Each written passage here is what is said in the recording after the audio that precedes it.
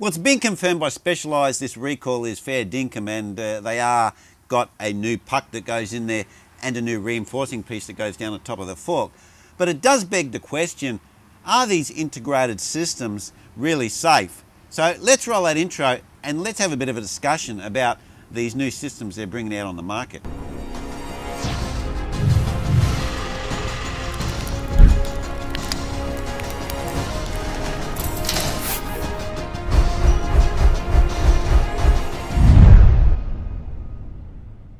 Well, the short answer is it depends, because I do think that they can actually come up with a design that will be safe and foolproof.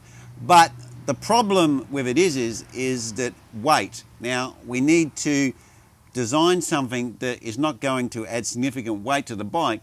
It's also going to be strong enough, and it's also going to allow the cables to pass from the handlebars down either into the frame or down to the bottom of the front fork. And that is the issue, because you either can run all three down the top of the fork hole, and then two need to come out somewhere, or you run all three down the outside of the fork like the Specialized is doing with the washer system, and then one of them's got to go into the fork. So you need to have holes in the fork regardless. Now, you could use some sort of aluminium reinforcing sleeve that goes right down into the bottom of the fork, and that could be bonded and glued, and you would have to use some fiberglass material to isolate the aluminium from the carbon, because otherwise you're going to have corrosion between those two products. So that all could be done, and that would reinforce the fork and give it more strength, and then you could actually drill holes into it and it would be strong enough to cope with that. Now, the trouble with that is it adds weight to the bike, and that's not really what they want to do, because at the moment it looks pretty much like they're just using an existing fork and just dremeling a hole in it so that those cable, or one of the cables, can then pass back into the fork and go down to the front brake, and all of the other cables then have a enlarged bearing set at the top, and then they've got the spacer washing where the two cables, or all three cables, go through, and then one of them goes back into the fork and the other two go down to the frame.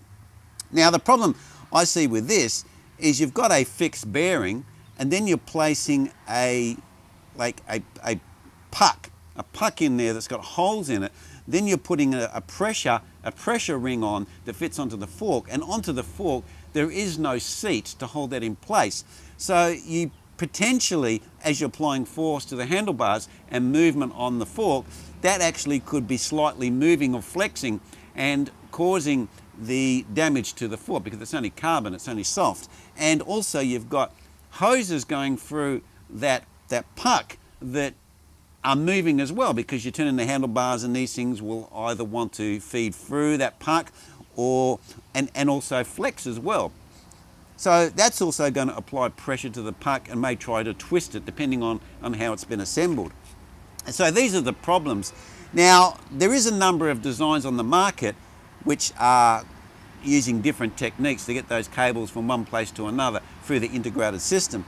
And I do think that they can be designed and they can make it work, because if you made a hole at the back of the fork, you could actually run all of them down the top. And I do think if you make the frame the right way, you could actually have quite a big angle at the bottom of the fork where the cables could come out, and you would have quite a heap of room and quite a big turning angle as well. Which brings me to the second point of some of the designs, where what they've done is they've limited the amount of turn of the handlebars because of the way they've designed it by putting stops.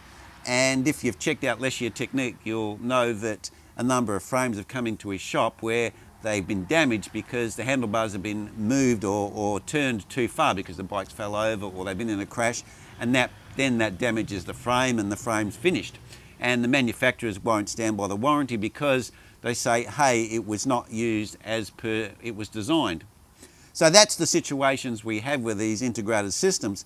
Now, the reality is I think the manufacturers are rushing stuff out onto the market. We've seen this over the last few years. Items that have been designed, proprietary designs, and they're not really standing up to the normal use of people using them out there. And if we actually look back, things like seat posts and stems were not made by the manufacturers. They were made usually by a third party. That could be 3T or Dida or some other people. They made handlebars and stems, and then they just used a plug that went down the top of the fork to reinforce the top of the fork where they were clamped on. So a pretty simple, straightforward system, and the manufacturers weren't actually manufacturing these parts.